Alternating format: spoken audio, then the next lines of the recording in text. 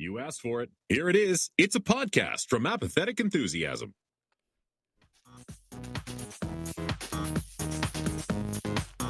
In this episode, it's number 300, according to the current count, and we didn't actually go back and count every episode, but we think it's about 300 episodes of Apathetic Enthusiasm. Welcome. Woo! That's a Apathetic party. enthusiasm, man. Damn. What level of confidence do you have that it's actually number 300? I have a fair amount of confidence that we have surpassed 300 already. We are over 300. 300 plus. Yeah. Yeah. Yep. There it is. Thank you, everybody. Thank you. Yeah. Somebody There it just is. ran off the road. Somebody just shat themselves mid-squat at the gym while trying to listen to this. Welcome, everybody, to the 300th-ish episode of Apathetic Enthusiasm. As always, my name is Travis. As always, my name is Brandon, and I've said this before. That's the big news. We're switching our names after 300 episodes. Usually we say, it's going to be a spectacular show. We've got a lot of good content for you. It's a lie then. It's a lie now. Sticking with our 300th episode theme. Why would we change anything up now? Yeah, I mean, it's worked. It's worked up to this point. So we'll just stick with it. Let's get this out of the way so that we can get started on the podcast. While Brandon sharpens a pencil by hand, I'm going to let you know how you can get a hold of us if by any chance you're new here. So you can head over to Facebook. I think 3 or 4 people still use Facebook. Go to facebook.com/apathetic enthusiasm show. Send us emails, apatheticenthusiasmshow@gmail.com. Find us on Instagram, apathetic_enthusiasm, or over on the web at apatheticenthusiasm.com. If you want video versions of the podcast, head to YouTube, youtube.com/apatheticenthusiasm. If you're here on YouTube, thanks for being here. Like, subscribe, do all the things you're supposed to do. You can comment which is your favorite of the 300th episodes. And then you can go to Patreon, patreon.com/apathetic enthusiasm. Support this and all of our podcasting endeavors, including coming up very soon, new episodes of Interdimensional RSS, the unofficial Rick and Morty podcast. So close to a brand new season of that show, which is, it's good that we're hitting this 300th episode now, because we may not do too many more Apathetic Enthusiasms for a while. It's true. Use the code AEPOD. If you're starting a podcast. I don't know what platform to use that on, but use it. What's you might that? save money. I don't know. Huh. Red I Circle don't remember. or something? Oh, maybe Red Circle. But man, heck, here we are. Here we are, man. That's pretty cool. 300. What do you want to talk about? Well, We used some AI last week in the production of our podcast. That's it. We're done. We reached our goal, and we know that it's best to stop when you reach your goal. I opened up the old Chat GPT, and I started with a prompt. What do you know about the podcast Apathetic Enthusiasm? Not all of its responses were flattering. So. It described this show as a long-running, laid-back pop culture podcast hosted by Travis and Brandon. Here's a solid overview of what it's about and what you can expect. The core concept is a casual conversational podcast focused on movies and TV, video game, tech, general pop culture. The hosts basically talk about anything that sparks their interest each episode. It's not super structured, more like listening to two friends catch up and riff on whatever they've been into lately. So far, spot on. Okay. All right. It's not too bad so far. I'm like, okay, where's the shoe going to drop? The hosts and vibe, hosted by Travis Menard and Brandon Cruz. The tone is relaxed, humorous, sometimes a bit random, in parentheses, in a good way. Okay. Episodes often mix reviews, personal stories, and tangents. a lot of tangents in parentheses. Okay. All right. History and consistency started around 2015. That's Okay. accurate. It's been running True. for 300 plus episodes, according to Podchaser. Okay. Typically runs weekly or bi-weekly. Episodes are usually about an hour long. That's usually what we try to stick to. So it's one true of those so far. It's one of those stick with it over time podcasts rather than a short run series like The Sauce or Serial, right? Yeah. Um Yeah, it's still all right. It's Yeah. still all right. It's not terrible so far. I'm still Um, waiting. there's some moments in here. It's very much whatever happened this week energy. Okay. Sure. Yeah. It is Okay, part of yeah. a bigger That's network, fair. including the Twilight Zone podcast or Rick and Morty podcast. Yeah. A mix of humor and genuine enthusiasm, despite the ironic name. All right. All right. Yeah, no, that's true. That's true. We never knew what the name meant. It just sounded good. Easy background friendly listening, feels like hanging out with friends. Those are why people listen. Potential downsides. Not tightly structured. Can feel meandering. Yeah. Sure. Okay. Inside jokes if you jump in mid-series. That's probably true. We've probably had a number of inside jokes that have come. Is that true, Garage Dolphin? I'm so glad Garage Dolphin came back for the 300th episode, especially because neither of us record in a garage anymore. Yeah, I know. Yeah. What does Garage Dolphin do in his spare time? Where do you live now, Garage Dolphin? I think the last I heard, he owned a car wash in the Panhandle of Florida. Oh my gosh. Yeah. That's right. Yeah, Car Wash Dolphin. Yeah, Car Wash Dolphin. I mean, car wash is great business, great. So long as you don't have a lot of competition in the market, you gotta worry about that. But I mean, car washes, people are always going to want to wash their car, but they don't want to wash it themselves. Yeah. I think it's a solid business decision on behalf of Car Wash Dolphin. I'm just glad he's doing well. Mm-hmm. In parentheses, a lot of tangents. This is also less deep analysis, more casual conversation is a potential downside. But yeah, that was the initial. Apparently, I've asked a lot of other questions while logged into ChatGPT. So it said, if you want, I can suggest a few specific episodes to start with based on your interests, like Disney, movies, or even Lorcana, which, okay, yeah, guilty, right? I asked what some of the 10 best episodes were, and it gave me 10 episodes that are all within the last, 75 episodes. So not really deep diving into the archives, are you, ChatGPT? Well, what that tells me is some of our best content has been since we've matured and grown up in the podcasting. We're just getting better. We're getting so much better that one of the best episodes is episode 296. Our Oscars episode from 3 weeks ago. Yeah. Hey, we did it right. We did it right in that episode. You can't shake a stick at ChatGPT for, acknowledging our growth. It's true.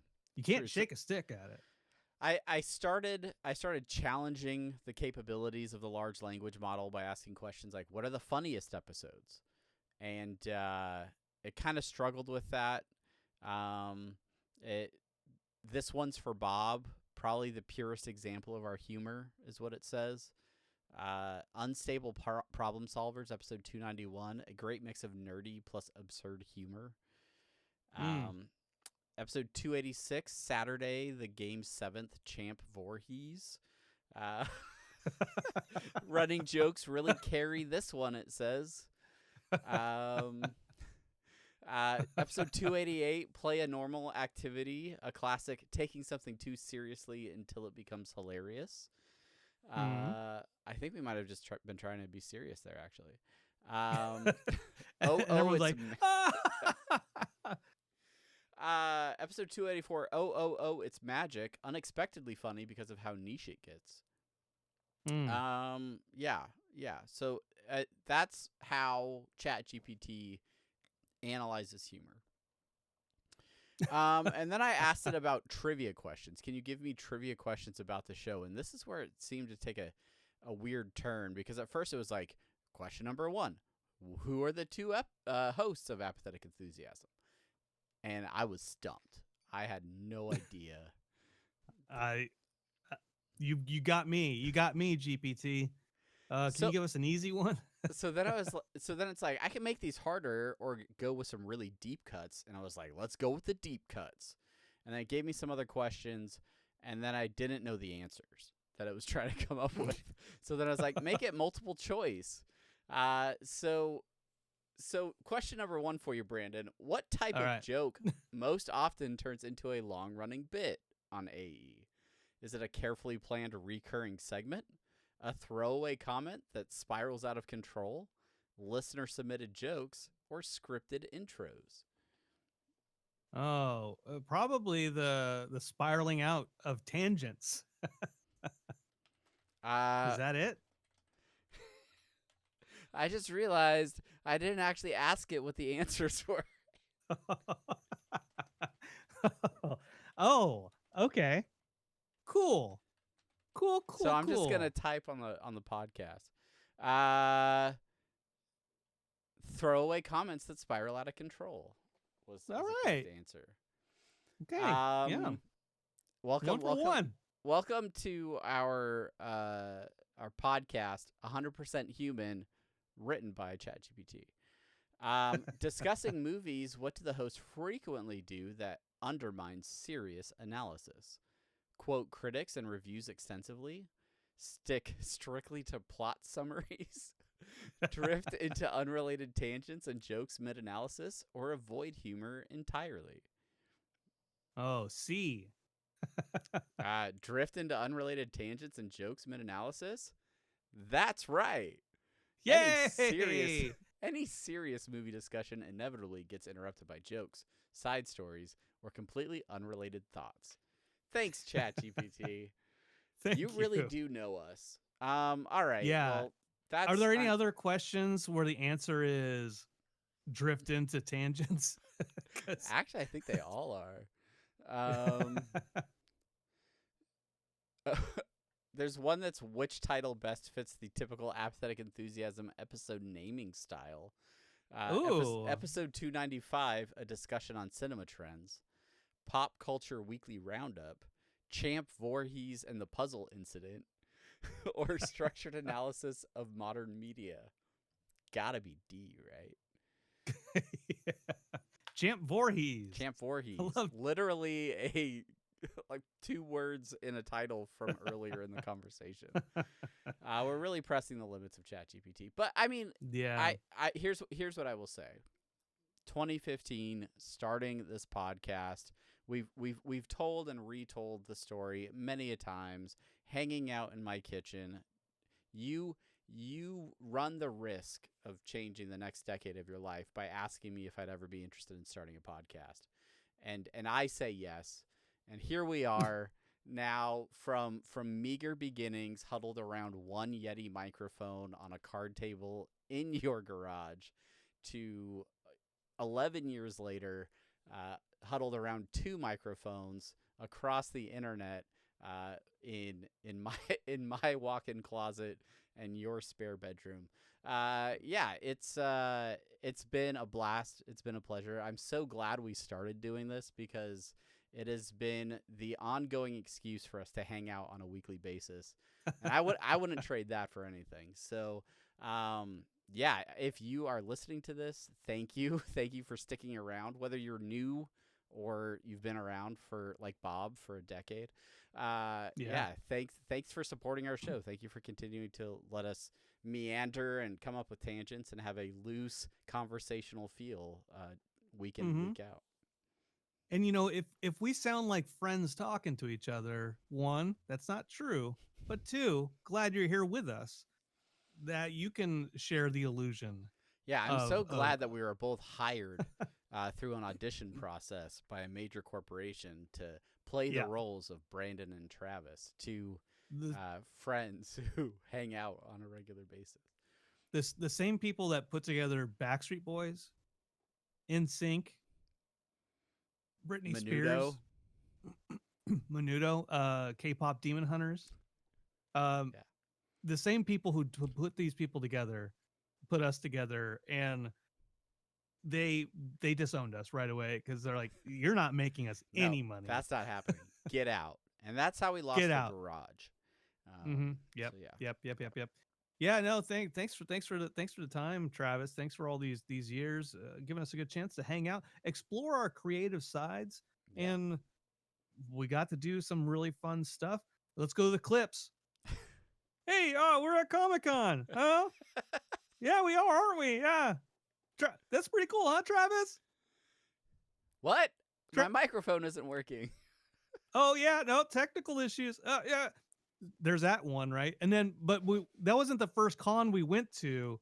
We also met Jimmy J. That was like one of our first interviews. Let's go roll a clip. Hey, Jimmy J, this is Brandon, and this is my friend Travis. We're hosting this. Say hi, Travis. I still can't figure out how to get my mic working. Oh yeah, technical problems. All right, well we'll come back to that. Okay, and there was that one, of course. There's so many examples. My father-in-law Mitch, he created Angry Beavers. Roll that one. Was that Hey, our first? Brandon, this is Mitch Shower. I'm your father-in-law. I worked on Angry Beavers. Yeah, you did, Mitch. Yeah, thank you so much. Travis, say hi.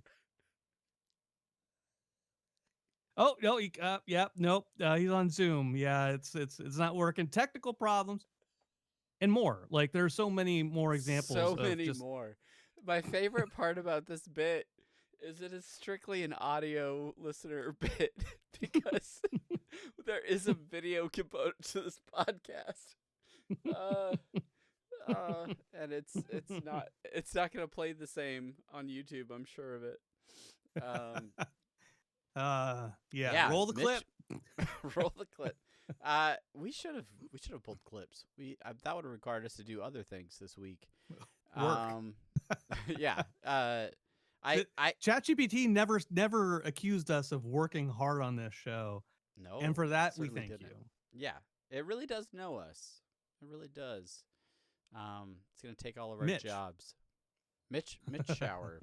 First guest on the pod? I think so. Yeah. Yeah. He was our first guest. Also, yeah. I was gonna say one of the most successful, but then I realized we've talked to, other people. I guess. Yeah. He's probably the most successful, actually. Still. Yeah. We who else do we talk to? We talked to Rick Hoberg over at Amazing Hawaii Comic Con. Rick Hoberg did comics for Star Wars. Not Kirkman, but Ryan Otley from Invincible. We talked to him once before, right? Yeah. Most of our good interviews have been interdimensional RSS. Now that I think back. Yes. Remember? Yeah. Remember? Yeah. We talked to Megan. We interviewed that guy that was recutting all the Star Wars movies into. Oh yeah. That's right. The original versions or something like that. Like the right. I forget what that was called. Gosh, that was so long ago. When we were hanging out over at Geekade, geekade.com. Shout out to Geekade. I just got 3 notifications from their Discord a day or two ago. So really, still activity happening over there for the Geekade folks. I don't even know if I'm in their Discord anymore. I haven't talked to those guys in so long. Oh no, I am. Yeah, I am part of their Discord. I haven't talked to those guys in so long. It's been last time I talked to Dean was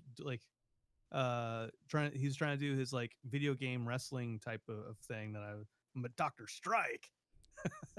my Dr. Strike character. Chris, he went on to do something because that was weird. We're like, yeah, you know what? We're doing this on our own. And then we're like, oh, there's a benefit to being on a podcast network with a bunch of other shows and cross collaboration and promotion. And Yeah. then eventually we got to the place where like, yeah, I guess we'll just do it on our own. We're not going to make money here or there. Let's just do it on our own. Yeah. And so yeah, that's what that ended up happening. And then I did my Twilight Zone podcast for a long time, and then got burnt the fuck out. I will say that is the one thing we've both worked on, like solo projects, right? Like we've both worked on things that have kind of tangented off from Apathetic Enthusiasm. They never last. They never have the staying power of Apathetic Enthusiasm or Interdimensional RSS for that matter. And I think that's the secret sauce, right? It's the give and take, the push and pull of the two of us picking each other up, filling in the gaps for the others. We're the secret sauce. We have the secret sauce for each other. Yeah. Speaking of secret sauce, did you get a K-pop Demon Hunters Happy Meal?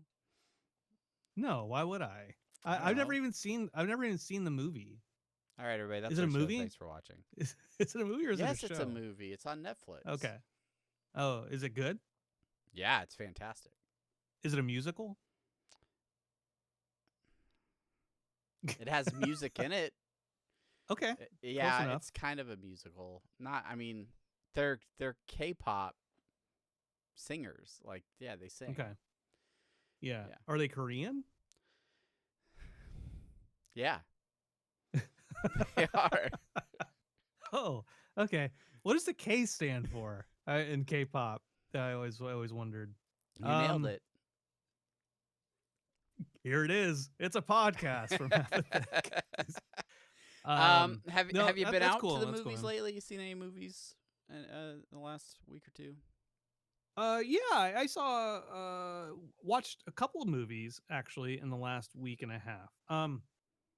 To varying degrees of enjoyment. Let's see. 4 movies. I watched 4 movies. I won't go deep dive into all of them. But I'll say I saw the new Anaconda with Jack Black and Paul Rudd. In theaters. Not out in the theaters to see it. Paid $40 ticket. Netflix. Oh, okay. So Netflix. Not very good. Not it is okay, but surprisingly not very good.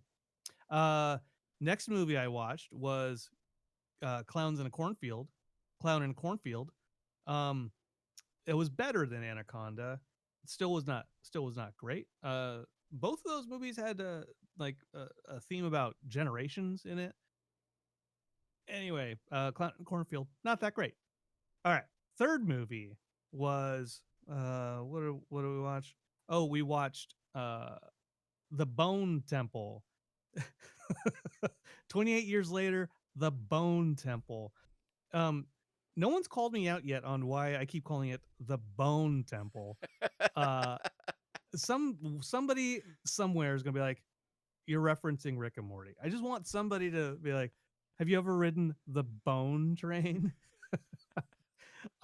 Anyways, 28 years later. Do you want to go on a ride on the Bone Train?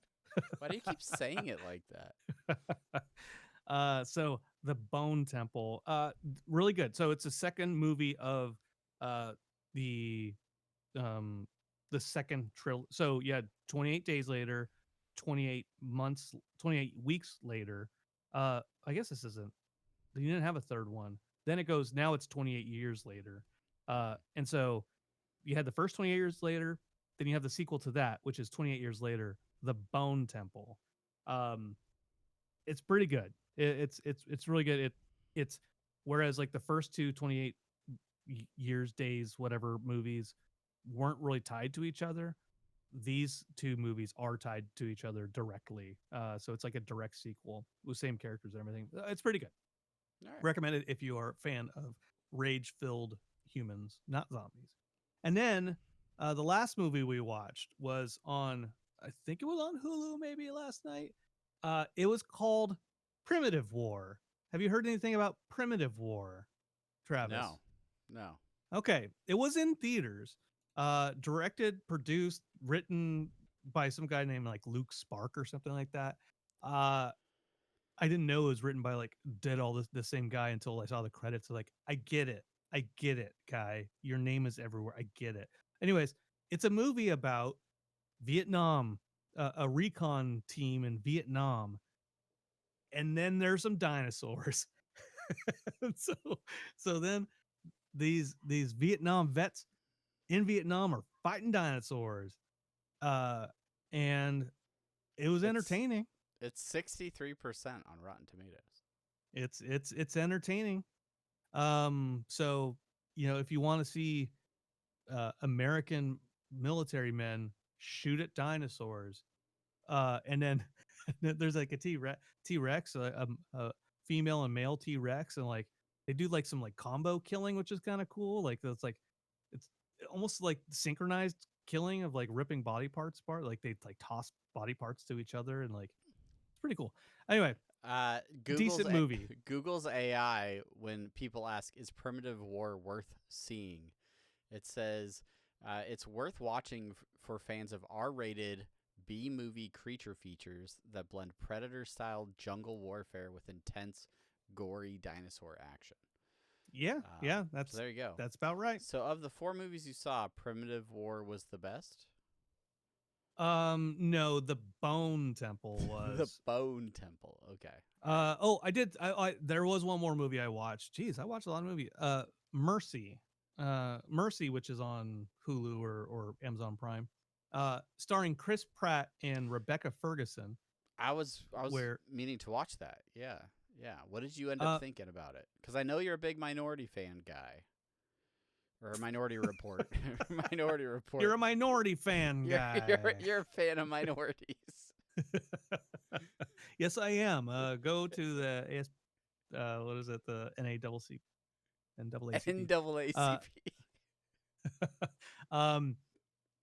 It was okay. Yeah.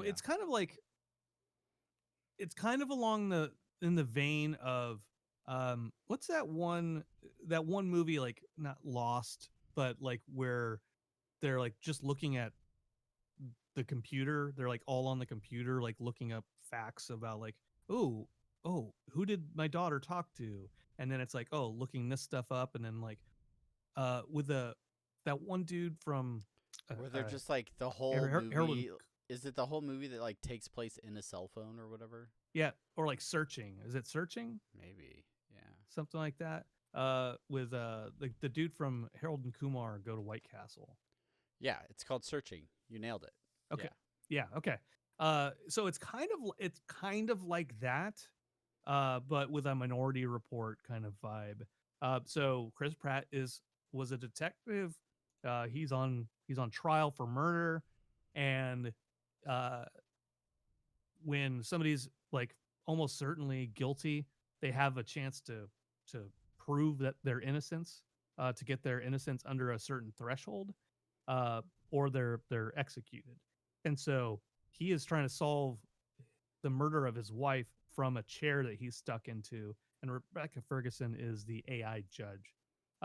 It's a decent concept. Whether I thought I knew who the killer was like instantly, but yeah, it's okay. It was him the whole time. I don't know. It's worth a watch. It may have spoiled it. I don't know. I haven't seen it. I don't know. You did. It wasn't him the whole time. Okay. But lots of red herrings. Ooh. Lots of red herrings.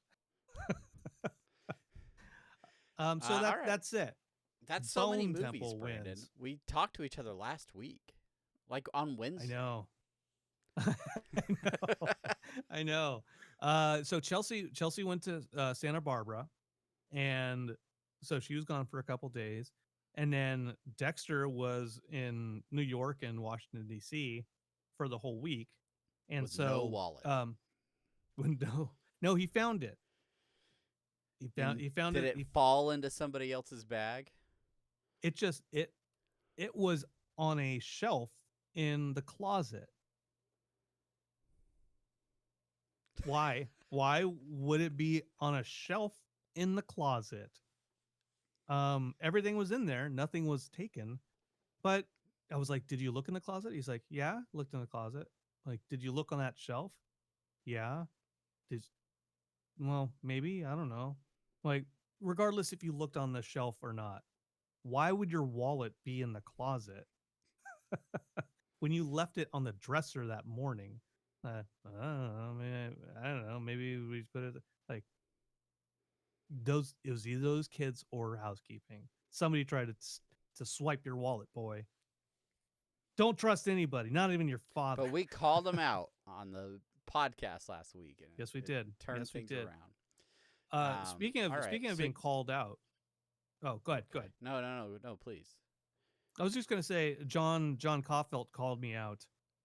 One, he was like, you know, why do you think it was housekeeping that stole his wallet? Like, why would they want to lose their jobs for $250? I was like, I don't know. Why would they? I don't know why they would. Maybe that's why they put it back, because they're like, I don't want to lose my job for $250. But also, what I want to point out about John calling me out is supposedly he's like, why did you rat me out for the making fun of Travis in the Lorcana minute? Like, why are you putting that on me? Like, John, it's all you, man. It's all you. I love the Lorcana minute, and I want Travis to keep it up. Oh no, I see Travis's face. Oh no, he's got he's got the crooked eyes. All right, well let's break down the anatomy of a Lorcana card real quick. It's the Lorcana minute. It is Set Champs month. I did play in Yes, the it Set is. Championship last week. I got, I think, 7th overall, so Heck yeah. got in top 8 so that I could earn one of those enchanted promo cards. Caleb got 3rd overall, 1 win away from getting into the top table. But I don't want to talk about that. I want to talk about the fact that despite there being like 16 players or something like that were signed up, I got paired against Caleb in the very first game. And this is not the first time, right? Like, especially like a limited number of players. Odds are you're bound to play each other at one point. If we're both doing really well, like there's only so many people you can get paired up against. But when it's random and we end up playing each other the first time, it stinks because one person has to walk away with a win, one person has to walk away with a loss, and the person with the loss is gonna have to work twice as hard to make sure that they have the wins necessary to get into those top tables at the end. I brought a deck to this tournament that Caleb despises. He hates it. It is relatively considered the best deck in the current format. It is very strong. It can get a lot of cards out very quickly, and then it has the potential to dig through your deck and find a card that can get rid of your opponent's characters, really swinging the entire game into your favor. I told myself I'm going to bring it to this tournament if I can get the promo card and like towards the top with this deck. I probably won't use it anymore this month, but I was like, I'm going to play it one time. And sure enough, I play against Caleb, and I beat him in the first round, and he is so furious. He is so angry that I beat him. And mind you, like, we were up in the morning. He didn't really like eat breakfast. His stomach wasn't feeling 100%. So he's like angry. Maybe a little frustrated, maybe a little like, just physiologically like off his game. But he is like, stupid deck, dogs are awful. It's a no skill deck. I just can't believe like it's the worst. And I'm like, all right, I get it. You're upset. That's fine. And he just keeps going at it. To the point where I was like, all right, listen. You need to stop, or we're done coming to these things. And that kind of like locked him in. And me as a dad, like I'm glad that I am a safe space for him to vent frustration. But when the frustration's pointed at me, it's like I can only take so much before I'm like, all right, I'm also a human being, not a punching bag. I am a human being. Also, I am your father, so you better stop talking to me that way. And of course, he actually goes and plays another friend of ours that he usually plays pretty often. Lost that game as well, but was in a much better mood by the end of it. Ended up winning the rest of his games to just sneak into the top 8, and then won like another one to do even better than me. So I'm proud of him. I'm proud of him for kind of righting the ship and kind of dealing with his emotions. But it's always fun to like parent through those situations, right? Because we're both playing. Sometimes I lose. I get frustrated. I can't be like, "Oh, you're a no-skill teenager. How dare you bring your like." I mean, I wouldn't say that. Your deck is scrub deck. Any old scrub can. Yeah. And he's like, "What does that even mean, Dad? I don't know what that phrase means." Well, a scrub is a guy that thinks he's fly. Is that a song, Dad? Also known as a busta. Yeah. So anyway, had a fun time at a set championship this last weekend. I'm going to another one on Sunday. I plan on playing something different and not doing as well. So we'll see how it goes. But that's your Lorcana Minute. You're welcome, John. Yeah. I know it's your favorite part of the show, and I'm sorry Brandon complains about it all the time. Yeah, it's why it's our last episode. That's why. John hates Lorcana. He's like, that Nazi came up with a game too to play. Like, you start with that mouse, and then you make an entire game. He's like, it's probably low key, like subliminal, subconscious, like putting Nazi thoughts into your head. That's what his concern is. And he said, Brandon, if you are Travis's friend, as you claim to be, you need to stop Travis from being a Nazi. And I said, I don't know if I can. I don't know if I believe you, if anyone John. can, I think you can, Brandon. Or right, literally stop anyone. being a Nazi. Literally anyone can. It's not hard because I'm not. All right. Yay! Yay! We did it. We did it. 300th episode magic. I will say one thing that's come out of making 100 or 300 episodes, and we've made thousands of episodes when you add up all of the podcasts and things that we've done. But I did have a friend that I play Lorcana with who is organizing a large tournament at a different store in the area. And it's at the store that I had my first kind of step into the commentator chair with commentating, and he had left the tournament on Saturday and immediately started planning. He's like, I'm gonna put this together, I'm gonna get all these players, I'm gonna do this stuff. And I'm still at the store because I'm sitting around watching Caleb keep playing and stuff, and I'm like, okay, yeah, this tournament sounds cool. No, I'd love to be a part of it, and I'm thinking like I'll probably sign up to play in this tournament. And then like an hour later, he's like, oh yeah, and I was thinking about having you comment, like we'll get the live stream up and have you do commentary for the whole thing. And I was like, oh shoot, that sounds really awesome. It also means I can't play because I'll be commentating. But I think that's worth it. Like, I think, yeah. The one concern I would have is being in that booth by myself, because while I could probably like limp along for hours at a time, it's so much easier to riff with someone else and have somebody to keep talking when you take a drink or take a breath or just compose your thoughts. Right. Yeah, while you sip on whatever beverage might be in front of you. So, yeah. But I might do that if that does end up happening. I'll let you know so you can not watch it. Okay. Yeah. I'll definitely not watch it for sure. Yeah, no, I know that.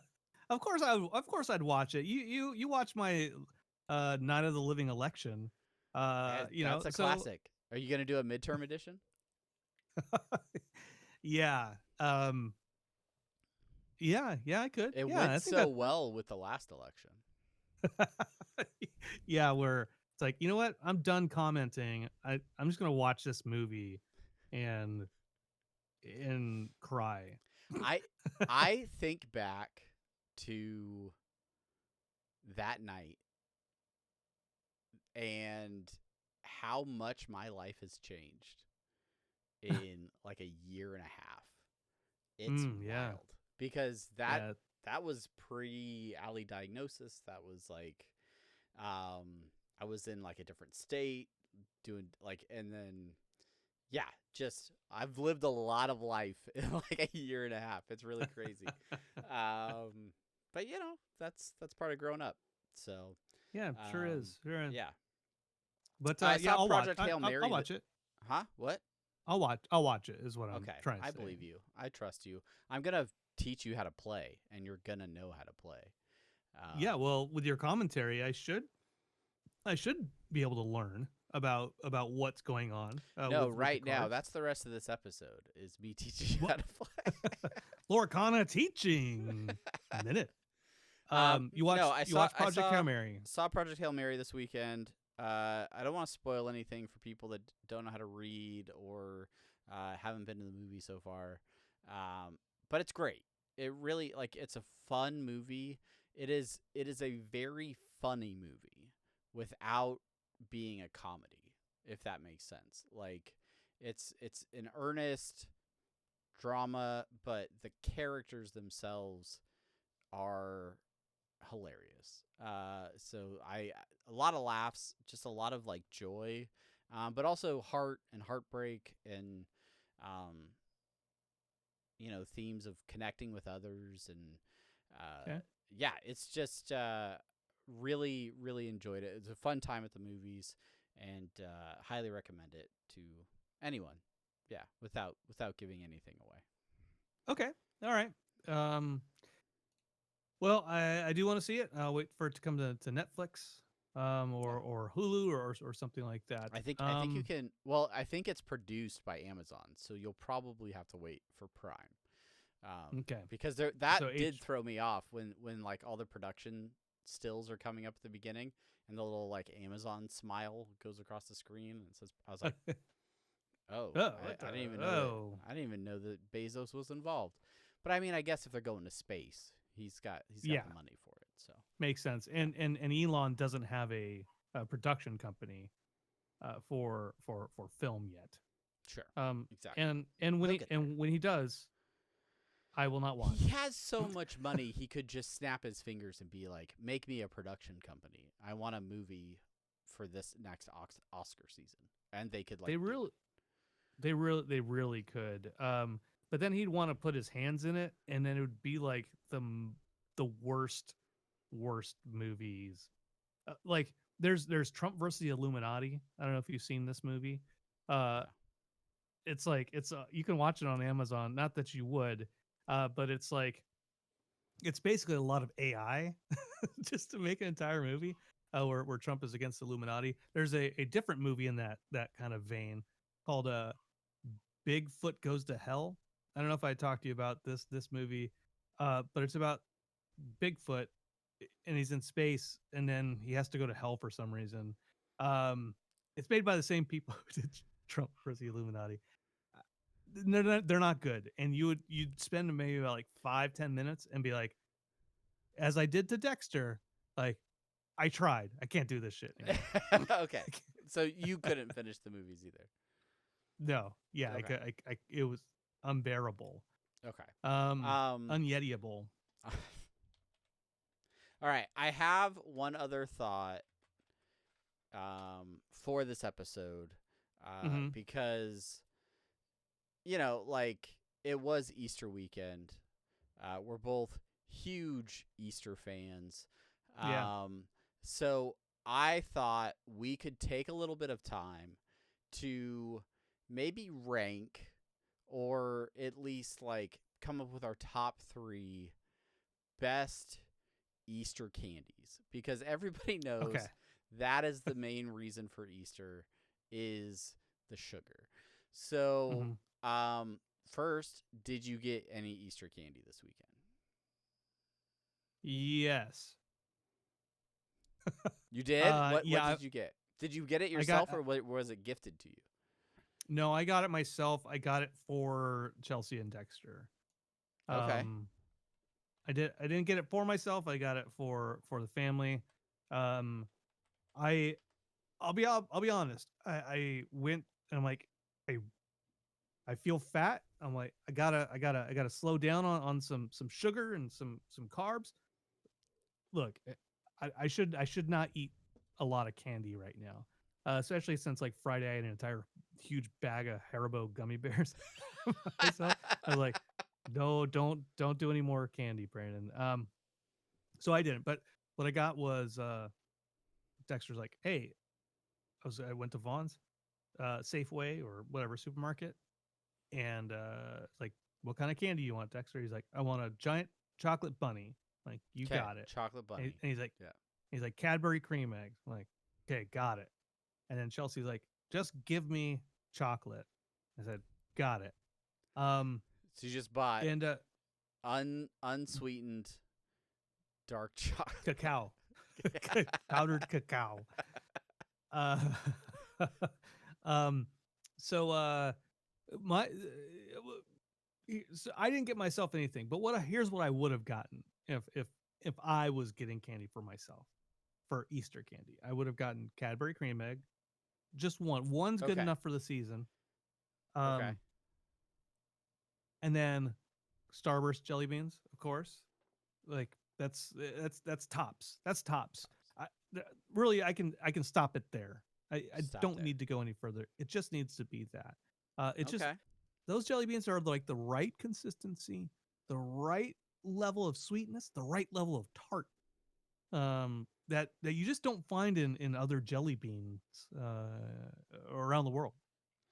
All right, so we're gonna do this the TikTok way. We'll figure this out and make sure that you're absolutely correct, because I'm inclined to agree with you. But we're gonna start. We're just gonna go head to head on some of these candies. So starting off, the Cadbury mini chocolate eggs. Right, they're just mini balls of chocolate. Okay. That or Peeps? What are you going with? I don't know if I've had those mini Cadbury. It's just chocolate. There's nothing just in chocolate eggs. Yeah. Oh, then I'd probably go Peeps. Okay. Peeps or the Robin's eggs that have the like Whopper stuff inside. Peeps. Peeps. Peeps. I'm not a malted milk ball. All right. I respect it. I respect it. Peeps or the hollow chocolate Easter bunny.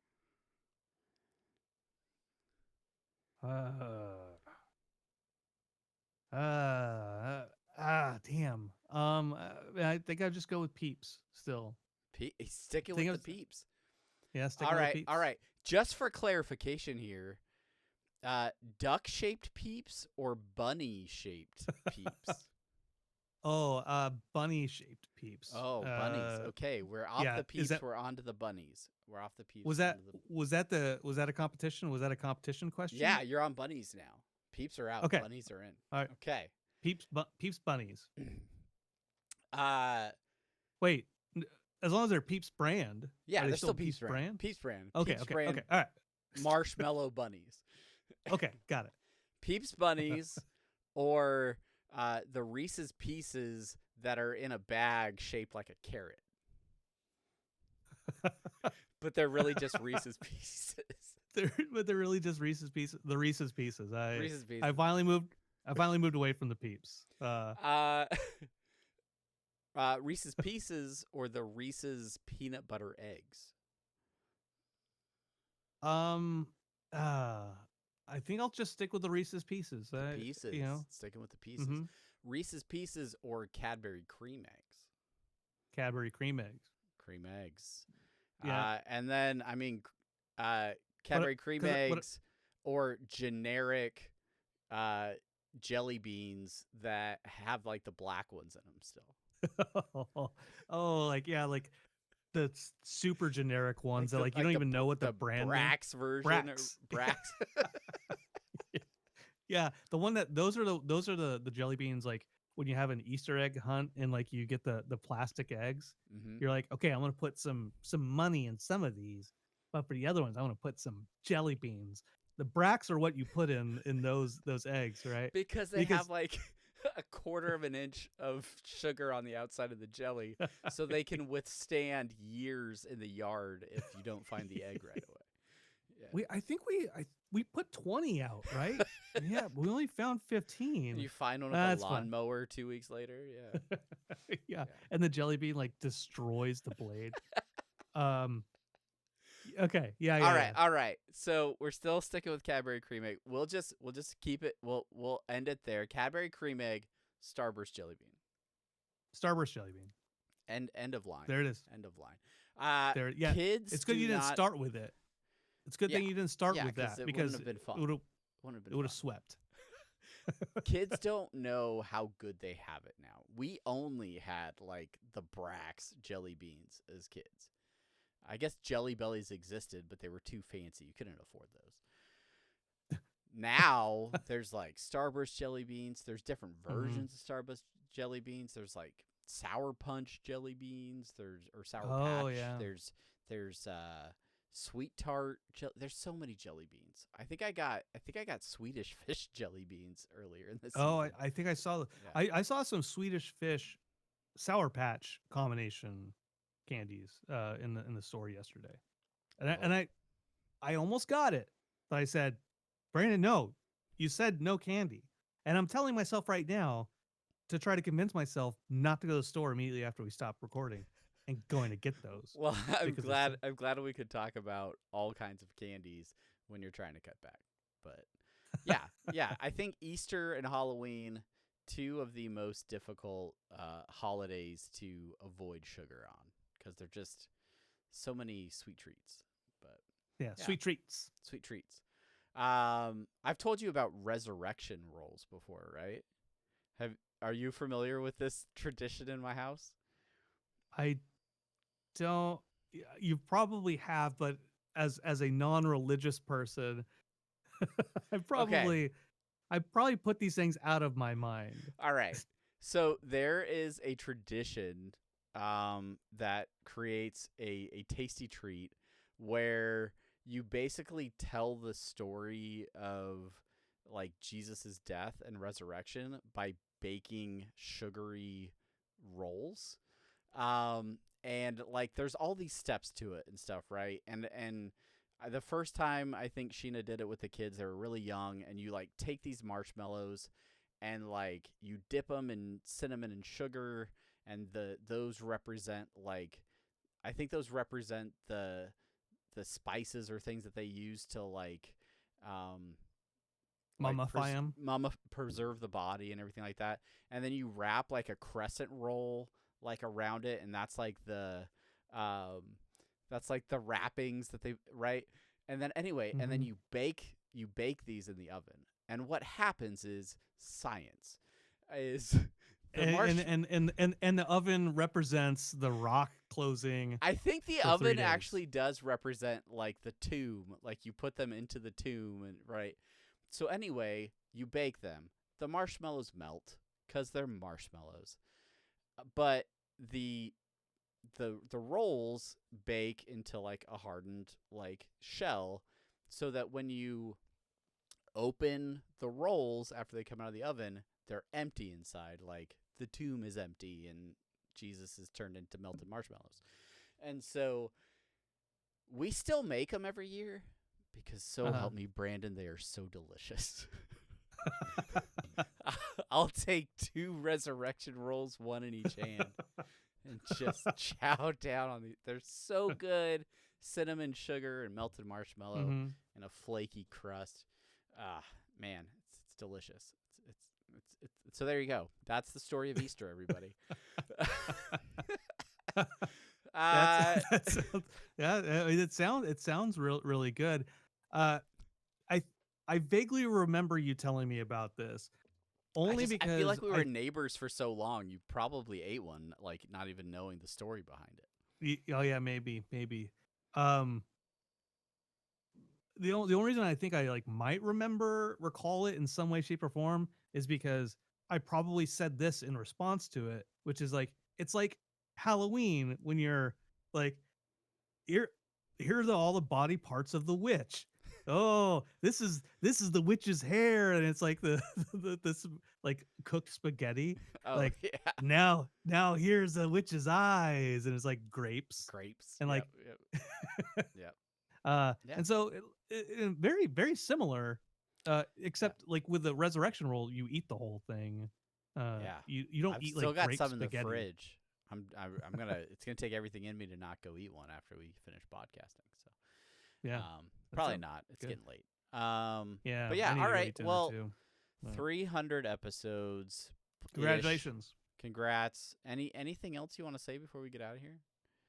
No, man, I just maybe like 300 more episodes at least. I Yeah. think that would make me happy. That's a good number. Hanging out with you making out with you makes me happy.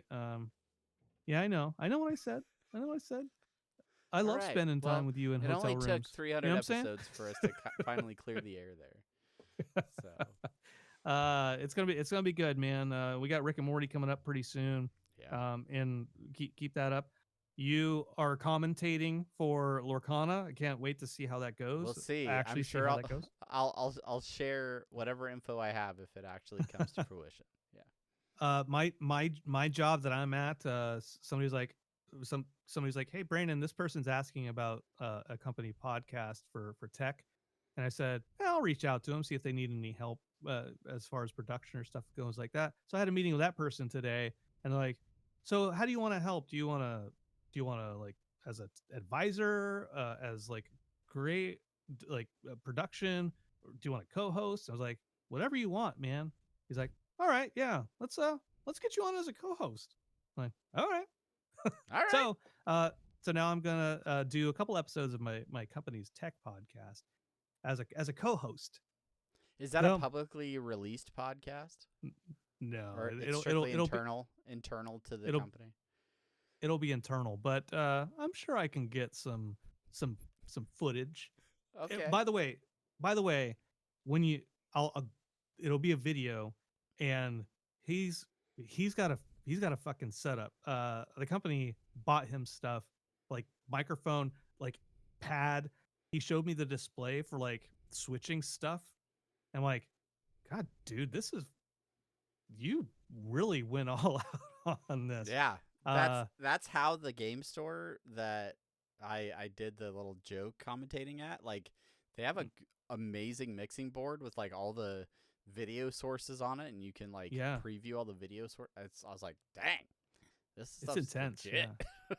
So it's cool. And I'm like, do I need to get a microphone? He's like, you just use your phone. I'm like, cool, sweet.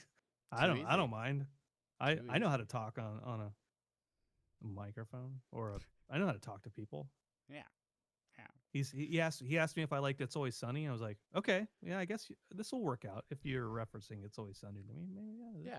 I can find some common ground. Yeah. All right. Well, again, thank you to everybody for listening. Thanks for watching. Let us know if you're watching on YouTube, what is your favorite Easter candy? Leave it in the comments. And is there one better that we didn't mention? I don't know that there is, but nope. Maybe we forgot one. Zero. All right. That is it for this episode. Until next time, he is Car Wash Dolphin. I'm Travis. He's Brandon. And I'm Brandon. We'll see you on the next one. And we will roll out. We'll leave today's episode with one final clip. Hey, this is Brandon. I'm interviewing somebody else. How about you,